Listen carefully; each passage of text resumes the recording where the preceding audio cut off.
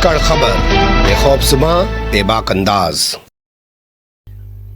धाकड़ खबर में आपका स्वागत है। मैं आपके साथ हूं अकरम रईस खान, जिसे आज आप सच कहते हैं, जो आपके पास आप ही की जबान में बात करें तो सोशल मीडिया के जरिए पहुंचता है। हालांकि मैं सोशल मीडिया नहीं मानता हूं, मैं कहता हूं डिजिटल मीडिया अलग से है, उसे आपको समझना पड़ेगा, लेकिन एक वक्त लगेगा, क्योंकि लोग हमारे यहाँ जानते हैं प्रिंट मीडिया, लोग हमारे जानते हैं इलेक्ट्रॉनिक मीडिया, डिजिटल मीडिया को उस तरीके से आम शहरी की मैं बात कर रहा हूं वो नहीं पहचान पा रहे हैं। लेकिन कुल मिलाकर बताने का मकसद यही है कि जो सच आप तक पहुंचता है और जिसे आप मानते हैं कि अगर भैया ये ना हो तो सच तो पता ही नहीं चल पाएगा कि देश के अंदर, दुनिया के अंदर क्या हो रहा है। वो सच पहुंचाना आपके पास तक इतना आसान नहीं है। सरकार उस छोटी सी कोशिशों से भी घबराई हुई है और लगातार आए दिन खबरें आती रहती हैं कि इस चैनल को बंद करा दिया, उस चैनल को बंद करा दिया, इस पत्रकार पे एफआईआर करा दी, कुछ जरा सा दिखाने पे, या उस जो है संस्थान पर छापेमारी करा दी।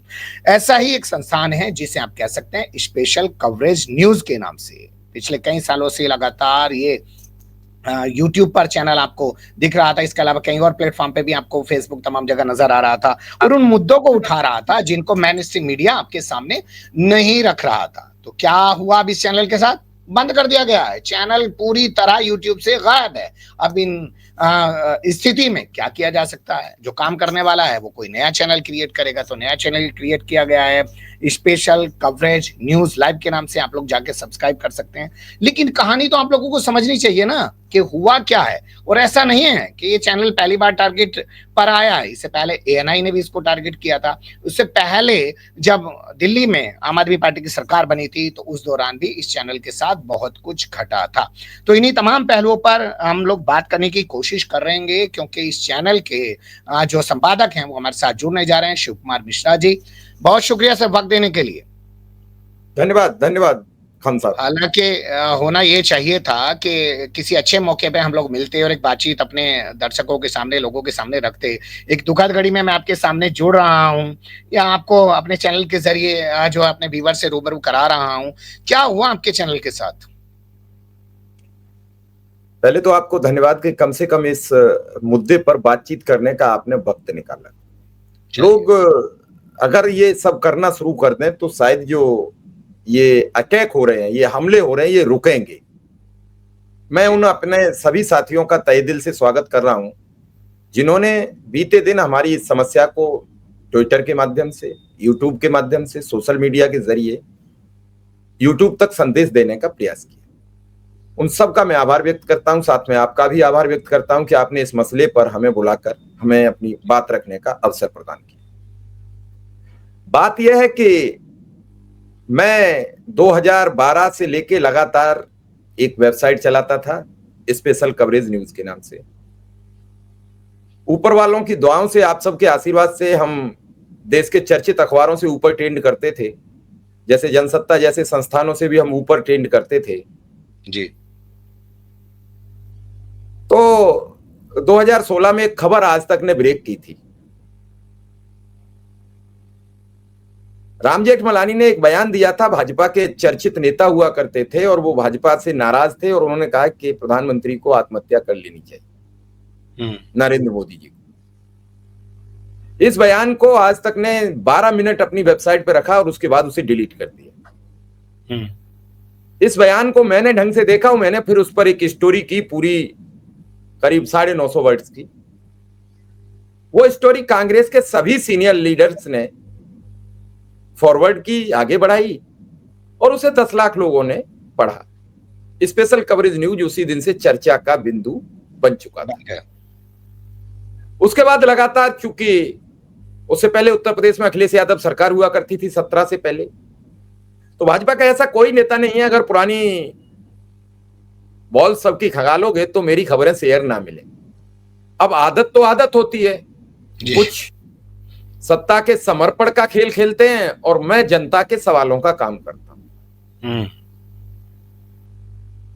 और जो आदत एक बार पल जाती है फिर वो बदलती नहीं है, बदलनी भी नहीं चाहिए। तो सवाल तो करने की आदत है तो वो खत्म नहीं हुई। अब सरकार बदल चुकी थी और जो लोग हमारी खबरें शेयर करते थे वो अब सत्ता पक्ष में आ चुके थे और अब वो न्यायिक घटिया आरोप लगा रहे थे कि आप विपक्ष के हाथों खेल रहे हो। मैंने एक दो से सवाल भी किया कि 2017 तक आप विपक्ष में थे, आप मुझे बताते थे कि फला जगह ऐसा हो रहा है, तो हम जाते थे, अपने रिपोर्टर को भेजते थे, हम जाते थे, आपकी खबरों को हाईलाइट करते थे, तब तक सब ठीक था। लेकिन एकाएक क्या हुआ 2017 के बाद कि हम विपरीत धाराओं के चलने लगे। कोई नहीं, हम अपना कारवां चलाते रहे। 2020 में कोरोना के बाद संस्थान कमजोर पड़ गया, वेबसाइट आज भी चल रही है लेकिन उस तीव्र गति से नहीं चल पा रही, आर्थिक संसाधन बिगड़ चुके थे। तब इतने अपर लेवल पर हम ट्रेंड करते थे कि एक दो दवा सवा की कंपनी हमारे साथ इतना हमें पैसा मुहैया करा देती थी जो हम अपना स्टाफ रख सकते थे। कोरोना के बाद, नोटबंदी के बाद जो दौर आया वो लगातार हमको कमजोर करता चला गया और एक तरीके से कहिए कि मीडिया बेरोजगार होती चली गई, उसका रोजगार खत्म होता चला गया। दौर आया, अब एकाएक मार्च में कुछ यूट्यूब अपने में तब्दीली लाता है। मार्च कौन सा मार्च की बात कर रहे हैं? मार्च 2025। अच्छा, अभी की बात कर रहे हैं। बीच का आपने गैप कर दिया, लेकिन मैं जानना चाहता हूं इस बीच में अगर आप वो आम आदमी पार्टी ने जो आपके साथ किया और एएनआई ने जो किया, अगर उसका भी जिक्र करें तो ज्यादा बेहतर ना होगा? नहीं, अब एएनआई का जिक्र करना मैं मुनासिब नहीं समझूंगा, मैं आपसे क्षमा चाहूंगा, क्योंकि अगर कोई बातचीत है और वो सार्थक तरीके से निपट गई है तो किसी पे छींटा-लेदर छींटाकशी नहीं करनी चाहिए। नहीं, मैं छींटा-लेदर छींटा-कटी की नहीं बात कर रहा हूँ, लेकिन कम से कम वो बताइए तो सही कि हुआ क्या? आप लोगों ने मैनेज कर लिया जब कॉपीराइट आया आपके ऊपर? नहीं, वो कॉपीराइट की वजह थी कि सरकारी संस्थान के जरिए हमें बताया गया कि 2016 के वीडियोस को एएनआई नहीं चेक करता, वो किसी ने चेक करके दिए थे 16 वीडियो। इतना भी मैं मूर्ख नहीं हूं कि मैं किसी का कंटेंट यूज करता रहूं। तब छोटा संस्थान था, कॉपीराइट का मसला भी नहीं था, तो यूज कर लिए 2016-17 में। क्योंकि मैं उत्तर प्रदेश सरकार की नाक में दम कर रखा है। मेरा 8 से 9 एक लाइव प्रोग्राम रहता है सिर्फ शिक्षा पर, बेसिक एजुकेशन पर। शिक्षा मित्र, अनुदेशक, बिजली विभाग के संविदा कर्मी, पंचायत सहायक, रात में ऊपर वाले की इतनी रहमो करम रहता है कि 1000 से 2000 तक लोग लाइव उस प्रोग्राम में जुड़ते हैं। अभी जो मैंने छोटा चैनल शुरू किया है उस पर भी ये प्रक्रिया आपको मिलेगी, आप चाहे तो शाम को टेस्ट कर सकते हैं। एक तो मैं आपसे कहूंगा कि चैनल को छोटा मत बोलिए, ये बोलिए कि चैनल बंद हो गया, हमने एक नया चैनल शुरू किया। नया चैनल बोलिए सर। जब परिवार बड़ा हो और फिर दोबारा तैयारी, आप जानते हो इस इंडस्ट्री में कितने पापड़ बेलने पड़ रहे हैं। एक एक जो हमारा समर्थक है, जो हमारा सब्सक्राइबर है, वो कैसे हम इकट्ठा करते हैं, इंतजार करते हैं, बार बार एनालिटिक्स में जाते हैं, देखते हैं कितने लोग जुड़ गए हैं। आज जिस दिन नहीं जुड़ते हैं उस दिन मन टूट जाता है। अब आप अंदाज मेरी उस वक्त का कीजिए जब मेल आया होगा और स्क्रीन पर चैनल नहीं मिला होगा तो मेरा मन कितना टूटा था। मैं जानता हूं, चीजों को मैं खुद फेस कर चुका हूं। मेरा चैनल 45 दिन हैक रहा 2019 में। लेकिन मैं आना चाहता हूं, चलिए एएनआई का जो भी था, आपने कॉपीराइट उल्लंघन आया, आपने मैनेज कर दिया। मैं बताता चल रहा हूं, उससे पहले मेरा एक और चैनल 1,60,000 सब्सक्राइबर का था जो एक वीडियो के चक्कर में चला गया था। डॉक्टर कुमार विश्वास उस समय आम आदमी पार्टी के चेहरे हुआ करते थे। उन्होंने होली मनाई, गाना बड़ा मशहूर हुआ था, सरारा वाला गाना मशहूर हुआ था, तो हमने भी उनके घर जाकर कैमरे से शूट किया था। और उस समय रजत शर्मा जी के चैनल से लगातार 2-3-4 कॉपीराइट आए और सबने कहा हम वापस करा देंगे, क्योंकि जैसे आपने अभी लड़ाई लड़ी कोर्ट के माध्यम से, तो हमने कोर्ट समझ नहीं पाए। 2018 की बात है, तो हमने कहा चलो दूसरा हमारे पास मौजूद है, इस पे चल पड़ेंगे। हम इस पे चल पड़े। लेकिन उस समय कॉपीराइट में कुछ समय का मौका मिला था, कुछ हमने उससे अपना डेटा निकाल लिया था जो नए चैनल पर अपलोड कर दिया, और फिर वो ऊपर वाले की दुआ से वो चल पड़ा तो सब्सक्राइबर जल्दी आ गए। ठीक है, अब अभी अच्छा खासा काम कर रहे थे, देखने वाले दर्शक थे, और दर्शक ही हमारा सब कुछ है। अगर दर्शक हमें पसंद करते हैं तो हम कुछ भी अपनी बात कहीं कह सकते हैं। अच्छा खासा चल रहा था। मार्च में एकाएक हमको पहले 10-12 वार्निंग आती हैं, फिर लगातार 10-12 फिर मेल आ जाते हैं। मतलब 10 दिन में लगभग हमको 25 तरीके के मेल आ गए कि ये आपका कंटेंट मिसलीडिंग, स्पैम, जो कम्युनिटी गाइडलाइंस के तहत आप तो जानते हैं आ रहे हैं। सबके जवाब दिए, अंत में 2 फंस गए। तो एक बार 7 दिन को बंद रहा, एक बार 14 दिन को बंद रहा। 7 दिन को पहली बार कब बंद रहा है और 14 दिन को दूसरी बार कब बंद रहा है? को जो बंद हुआ वो 14 मई को बंद हुआ, जो 21 मई को खुला, और 22 मई को, इतनी जल्दी किसी पे नहीं आती है, 22 मई को फिर 14 दिन को बंद करा दिया गया। वाह गजब। जो जाके 8 जून को खुला। क्या मेरे लिए ही एक व्यक्ति बैठा था कि ये जैसे ही खुलेगा बंद करा दिया जाएगा? मैं ये समझना चाहता हूं थोड़ा सा, क्योंकि समस्या बड़ी गंभीर है। अब समझाएगा कौन? यूट्यूब तो जवाब देता नहीं है, समझाएगा कौन? नहीं तो अब बड़ा समस्या, क्या करें? तो मुझे 7 मई वाले दिन एक समझ में आया कि कोई विकल्प बनाना पड़ेगा। तो हमने चैनल स्पेशल कवरेज न्यूज के न्यूज लाइव के नाम से बना दिया। मेरा सबसे अनुरोध भी है कि चैनल को सब्सक्राइब कर लें और समर्थन दें। उसी दौरान आपने एक खबर पढ़ी होगी कि जौनपुर में कुछ बच्चियों को परीक्षा देने से रोका गया था। वो खबर हमने की, हम बच्चियों से मिले, बच्चियों के गार्जियन से मिले, जो लिबास को लेकर थी कि न्यायालय ने परीक्षा देने से बच्चियों को रोका था। मुस्लिम समाज की बच्चियां थी, उस पे सबसे पहला वार्निंग हमें मिला। कुछ थंबनेल में नहीं था, कुछ स्टोरी में नहीं था। दूसरी जो स्टोरी आई तो मायावती की भतीजी की मारपीट की थी, जो सबको पता है, बड़ी तेज खबर रही। तीसरी स्टोरी पे जो आया वो थी रेखा गुप्ता ने माफी मांगी, उन्होंने माफी मांगी और हमने उस पर स्टोरी की। कोई खराब नहीं थी, कोई मिसलीडिंग नहीं थी, कोई स्पैम नहीं थी खबर। चौथी स्टोरी थी कि अखिलेश यादव ने एक प्रेस वार्ता की ऑपरेशन सिंदूर के दौरान। ये मैं कुछ खबरें जो मेरे जेहन में है वो बता देता हूं दर्शकों को। एक खबर थी, एक दलित को बड़ी बुरी तरीके से मारा पीटा गया। ये सब चलती रही। उसके बाद एक सपा प्रवक्ता है मनोज यादव, वो थोड़ा तेज बोलते हैं और बड़ी धाकड़ खबरों से, जैसे आपका धाकड़ चैनल है ऐसे ही वो धाकड़ बोलते हैं। तो जब धाकड़ बोले तो वो हमें ले गए, उस पर भी आ गया। ऐसे करते करते हमको लगभग वार्निंग और कम्युनिटी गाइडलाइंस के 24 से 25 में लिखाए आ गए। ये आते नहीं है कभी इतने।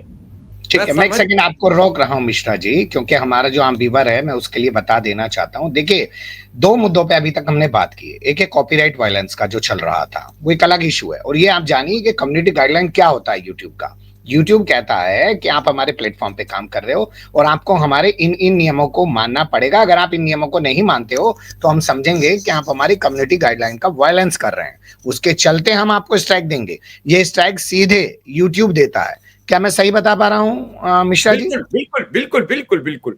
लेकिन हमें अपील का जो मौका दिया जाता है, उस अपील को हमें 15 सेकंड में आंसर वापस मिल जाता है। तो क्या आपने उसका टेस्ट कराया? क्या आपने उसका चेक कराया? जब हम कह रहे हैं, और इस बार जब हमने थोड़ा ढंग से विस्तारित लिखा है, तो आज 4 दिन हो गए, अब तक वापस नहीं आ रहा है आदेश। तो मेरा जब मानना है कि मुझे बताओ तो इसमें स्पैम क्या है, ताकि हम सुधार करें, आइंदा आपकी कम्युनिटी गाइडलाइंस ना तोड़ें। इन्हीं को लेके बात करते हैं। आपने कहा कि एक बार YouTube हमें बताया कि भाई हम क्या कर रहे हैं। वो तो ट्रेनिंग भी देते हैं ना, जब कम्युनिटी गाइडलाइन का वायलेंस होता है और उसके बाद वो स्ट्राइक देते हैं, तो आपके पास तो एक ट्रेनिंग का सेशन भी तो देते हैं। वो ट्रेनिंग भी तो हुई होगी ना आपकी? ट्रेनिंग हुई। ट्रेनिंग से पहले भी गलत नहीं बोल रहे थे, अब भी गलत नहीं बोल रहे थे, कोई ऐसा शब्द प्रयोग नहीं कर रहे थे जो खराब हो। मैं यही तो जानना चाहता हूं कि मेरे से गलती क्या हुई। सपोज करिए चैनल वापस आए ना आए, वो कोर्ट की प्रक्रिया रह गई। लेकिन हमें ये पता होना चाहिए कि अगर हम खान साहब के साथ बैठे हैं तो हम गलत क्या बोल रहे हैं, क्या किन बातों से खान साहब प्रभावित हो रहे हैं, किन से दुखी हो रहे हैं। तो वो शब्द जरूरी थोड़े ये कहे जाएं। अगर यूट्यूब की गाइडलाइंस किन्हीं शब्दों से टूट रही है तो हमें शब्द तो पता लग जाए। थंबनेल में क्या गलत है, हमसे और घटिया सब थंबनेल है। हमने लिखा, आप बता रहे हैं जिस थंबनेल पे अभी आई है, बिहार में चुनाव आयोग घबराया, विपक्ष के लिए दरवाजा खोले बैठे, देखता रहा इंतजार, विपक्ष गया नहीं। राहुल तेजस्वी की रैली में उमड़ा जनसैलाब। अब इसमें क्या स्पैम है, क्या हमने छिपाया है और क्या गलत बोल दिया है? 12 मिनट का वीडियो है। तो वो कह रहे हैं कि 2-3 चीजों पे बात कर लेते हैं। कहीं आपको नहीं लग रहा है कि ठीक है, किसी ने आपके चैनल को टारगेट किया होगा, यूट्यूब ने नोटिस में ले लिया? एआई के जमाने में आपको लगता है कोई वहां बंदा बैठ के मैनुअली चीजें देख रहा है? एक बार आपका चैनल उनके जो है नोटिस में आ गया और उसके बाद वो लगातार पकड़े जा रहे हैं। मैं बता दूंगा, उसका रीजन बता दूंगा। यूट्यूब में कोई बंदा तो बैठा देख नहीं रहा है कि स्पेशल कवरेज न्यूज को हमें पर्सनली टारगेट करना है। बिल्कुल। लेकिन उसके बाद उनके यहाँ एआई का फैक्टर है। अब एआई का फैक्टर हमें आपको तो यही पता नहीं है कि 100 शिकायत पर वो काम करते हैं कि 150 शिकायत पर काम करते हैं, लेकिन किसी को पता है कि कितनी शिकायतों के बाद काम करते हैं, किसी को पता है। मैं फिर कह रहा हूं आपसे बड़ी ताकत से, किसी को पता है। कैसे एस्टेब्लिश करेंगे इसको? आप इसको कैसे प्रूफ करेंगे कि किसी को पता है, वो बाकायदा यूट्यूब को बार बार ये लिख रहा है? आपने क्या इसके लिए तरीका अपनाया है? क्या आपकी किसी एक्सपर्ट से बात हुई है कि हाँ हम यूट्यूब से इस मामले में जवाब तलब कर सकते हैं? कुछ बताइए। मैं बता रहा हूं तथ्यात्मक। मैं वीडियो जब मैं जनता के बीच जाकर कर रहा हूं प्रूफेबल, तो उस वीडियो पर उनको कोई तथ्य नहीं मिलता तो उसकी शिकायत नहीं होती। जैसे ही मैं इमेज या उससे कर रहा हूं तो उन्हें पता लग रहा है, और उसका रीजन ये है कि 5 लाख परिवार डायरेक्ट टच में हैं। अगर इस बंदे को नहीं रोका गया तो यूपी में मामला बिगड़ जाएगा, 27 में कुछ भी करा सकता है। इसमें इतनी ताकत हो चुकी है। जिसके साथ 5 लाख परिवार हों वो कुछ भी कर सकता है। बाकी मैं ये नहीं कह सकता हूं मेरी व्यूअरशिप फिर क्यों नहीं है 50 मिलियन की, ये अलग विषय है, लेकिन लोगों का भरोसा जीतना एक अलग विषय है। मेरे पास जब कोई व्यक्ति फोन करता तो ये बताता है कि सर पिताजी की डेथ हो गई है, मेरे पास कफन के पैसे नहीं। वो बता रही है कोई महिला कि सर अब मैं सुसाइड करने जा रही हूं, मैंने कम से कम खान साहब 50 लोगों की जान बचाई है अब तक, पुलिस भेज के। वो फला व्यक्ति फला जगह है, मैं उसे लाइन पे बैठा बात कर रहा हूं, दूसरे फोन से अधिकारी को मैसेज दे रहा हूं, उसकी लोकेशन दे रहा हूं, वहां पुलिस पहुंच के जान बचा रही है। तो ये सब चीजें जब आप करते हैं तो लोगों की सहानुभूति आपके साथ जुड़ जाती है। और जब लोगों को लगता है अलग इशू हुआ, यूट्यूब से कैसे क्लियर करा पाएंगे आप कि भाई मैं कोई कम्युनिटी गाइडलाइन का वायलेंस नहीं कर रहा हूं और तुम प्रूफ करो? क्योंकि यूट्यूब तो अपनी बात करता है, सुनता कहां है वो?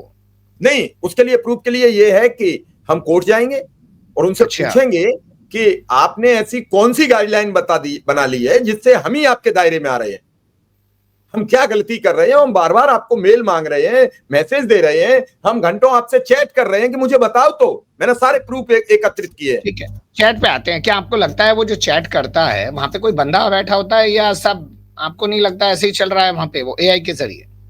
नहीं, एआई के जरिए चलाओ किसी को, ये तो यूट्यूब को जवाबदेही तय करनी पड़ेगी कोर्ट में, मैं थोड़ी बताऊंगा। मैं आपके साथ बात कर रहा हूं, ये मेरी लायबिलिटी है। ये जो बंदा शिव कुमार मिश्रा के नाम से बैठा है, आप मेरे से पहले से परिचित नहीं है, लेकिन मैं तो शिव कुमार मिश्रा का प्रतिनिधित्व कर रहा हूं। तो मुझे जवाब देना पड़ेगा कि कल कोई आके कहने लगे कि वो शिव कुमार मिश्रा नहीं थे, हम शिव कुमार मिश्रा हैं। ठीक है, आपने पहले के 2-3 किस्से बताए, जैसे आपने कुमार विश्वास का जिक्र किया, एनआई का जिक्र किया, उन मामलों को लेकर आप अदालत नहीं गए हैं, लेकिन इस मामले को लेकर आप मन बना चुके हैं पूरी तरह? नहीं, बिल्कुल पूरी तरीके से बना चुके हैं। सर कैसे छोड़ देंगे? प्रॉपर्टी मैंने इतने दिन में कमाई है, कैसे छोड़ दूंगा? कैसे छोड़ दूंगा भाई? इस भयंकर पोजीशन में जहां करो मरो की स्थिति हो, परिवार बिल्कुल भुखमरी के कगार पर आ चुका है, खुद परेशान है, आर्थिक संसाधनों से कैसे चला रहे हैं, केवल सबकी दुआओं आशीर्वाद इन्हीं सबके जरिए संस्थान चला रहे हैं। गरीब को इतना विश्वास है कि हम आपसे बात करेंगे तो आप आधी रात हमारे लिए करोगे फोन, आधी रात काम करोगे। तो ये सब मैं किस किस की भावना तोड़ दूं? मैंने कल उत्तर प्रदेश के डीजीपी, पूर्व डीजीपी सुलखान सिंह के साथ बातचीत की है। अब उन्होंने फिर कहा कि जो पुलिसकर्मी पांव दबा रहे हैं कांवड़ियों के, उन्हें सस्पेंड कीजिए, उनके खिलाफ कार्रवाई कीजिए, उनका वेतन काटिए। तो अब वो कह रहे हैं इसमें शिव कुमार मिश्रा क्या करेंगे? अब आप कल फिर कह दीजिए कि आपने कानून तोड़ दिया, आपने सरकार पर सवाल उठा दिया, कह दीजिए कि कानून तोड़ दिया। ठीक है, यानी कि बहुत सारे मुद्दे हैं, उन्हें लेके आप अदालत जाने वाले हैं, लेकिन फिर मेरा वही सवाल है जो यूट्यूब से एक लड़ाई है, क्योंकि यूट्यूब के जो लोग हैं वो अमेरिका में बैठकर पूरी दुनिया को चला रहे हैं, बहुत सारे देशों की परिस्थितियों को, हालात को नहीं जानते हैं। भुक्तभोगी है, भुक्तभोगी है आप तो खुद भुक्तभोगी है कि आप खुद कोर्ट जाके वापस लाए। तो आप ही से सलाह लेंगे, आप ही से सीखेंगे। खैर वो मसला अभी विचाराधीन है, उसमें मैं नहीं कह सकता हूं कि वापस आ गया है। अब देखते हैं, जब आखिरी जो भी फैसला अदालत का होगा वो हमारे हक में जाएगा कि एनआई के हक में जाएगा। लेकिन मामला कुल मिलाकर ये है मिश्रा जी, मैं ये कहना चाहता हूं कि ऐसी आवाजें और उठनी चाहिए, लोगों को अदालत के दरवाजे तक जाना चाहिए। आज जो ये प्लेटफॉर्म्स हैं, जिस तरीके से सरकार के आदेश पर अपनी मनमानी कर देते हैं, 2 मिनट में बंद कर देते हैं, सामने वाले को ये भी नहीं पूछते कि भैया तुम्हारी सरकार ने कोई शिकायत की है, हम तुम्हें बंद करने जा रहे हैं, इस पर अंकुश तो लगना चाहिए। क्या कहते हैं आप? नहीं, इसके लिए भारत सरकार की अभी कोई रेगुलेटरी नहीं बनी और इसी वजह से हमें यूट्यूब जब चाहता है तब ठोंक देता है, जब चाहता है तो कॉपीराइट सब कुछ, हमारी बात ही नहीं पूछी जाती। आखिर हम आपके एक यूट्यूब पार्टनर बिजनेस के तरह एक आपके बिजनेस के साझेदार है और आपने ये हमें एग्रीमेंट किया है और उस एग्रीमेंट की तहत हमारी गलती नहीं आप हमें बताते, क्योंकि आपके पास बड़ी तादाद में लोग हैं, क्योंकि भारत देश के बिना आपका कारोबार बंद हो जाएगा। इसलिए आप सरकार की भी बात तब भी नहीं सुनने को राजी है। यूट्यूब, ट्विटर और फेसबुक, एक्स, फेसबुक और ट्विटर, वो यूट्यूब, इन तीनों से अगर सरकार ये कहे कि मुझे कुछ घंटों में जवाब दो, तो भारत सरकार को ये लोग जवाब प्रेषित नहीं करते। हम और आप तो अभी कोई भी साथ नहीं है, तो भारत सरकार को भी इस पर अध्ययन मेरा करना मानना तो उल्टा है सर, मेरा मानना तो उल्टा है कि भारत सरकार जो चाह रही है, जो मेल करवा दे रही है कि फला का बंद कर दो, तो 2 मिनट में बंद कर दे रहे हैं, आपसे वो मेल दूसरा है जो मैंने आपको कहा और आपने मुझ पर सवाल कर दिया कि आप तय कैसे करेंगे कि कहीं से मेल जाता है और इसी को चेक करना है, इसी को फंसाना है। वही बात जो मैं कह रहा हूं वो आप इधर से कह रहे हो। यानी आप कह रहे हैं कि हमें क्या जवाब देंगे, सरकार तक को वो जवाब नहीं दे पा रहे हैं। लेकिन क्या लगता है कि ऐसे और मामलों को साथ जोड़ने की जरूरत नहीं है? कुछ लोगों ने क्या आपसे कांटेक्ट किया कि साहब हमारे चैनल के साथ भी ऐसा हुआ, उन सबको भी साथ लाइए? नहीं, कोशिश करते हैं, लेकिन हमारे यहाँ एक बड़ा आदतन बात खराब है। मुझे पता लगा आपके साथ हुई घटना तो मैंने संपर्क किया आपसे। भाई ये हम सबको एकता का एक पूरा गुलदस्ता बनाना पड़ेगा कि जो भी उसमें फंसे उस गुलदस्ते में कूद जाए।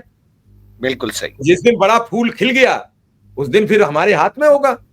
चलिए भाई, यूट्यूब किससे चल रहा है? हम और आप सब चला रहे हो, चाहे किसी के 8 मिलियन नहीं, अभी 20 लोग मिलकर जिनके मिलियन सब्सक्राइबर हैं वो ये कहें यूट्यूब को मेल लिख के कि चैनल वापस करो, अन्यथा हम सब बंद करेंगे। पर कौन करेगा? मोहक मंगल वाला इंसिडेंट आपको याद होगा, अभी जब क्या नाम है उस पर जो है जुबैर ने उस पे कुछ लिख दिया, ट्विटर पे कुणाल कामरा ने लिख दिया, कैसे एनआई ने उन पर कार्रवाई की, हाई कोर्ट चला गया। लेकिन जो बड़े यूट्यूबर हैं और जो जर्नलिज्म में भी हैं, कहाँ उन्होंने आवाज उठाई? तो ऐसा नहीं है कि लोग बोलते हैं, कुछ लोग बोलते हैं तो शायद फिर उनका धंधा भी उससे जुड़ा होता है, इसलिए वो कुछ भावनात्मक बातें भी करते हैं, लेकिन जहां लड़ने की सही मायनों में बात आती है खड़े भी नहीं हो पाते। ये भी एक सच है। चलिए सर, हम तो लड़ेंगे और अंतिम लड़िए, हमारा सहयोग आपके साथ रहेगा। और मैं जिस आपसे सहयोग चाहिए पूरा, आपसे तकनीकी समझेंगे क्योंकि आप गए हैं, तो आपसे पूरा हमें बहुत शुक्रिया। और फिर किसी और मुद्दे पे धन्यवाद आपका, और आपका बहुत बहुत आभार कि आपने हमें इस महत्वपूर्ण मुद्दे पर हमसे बातचीत की।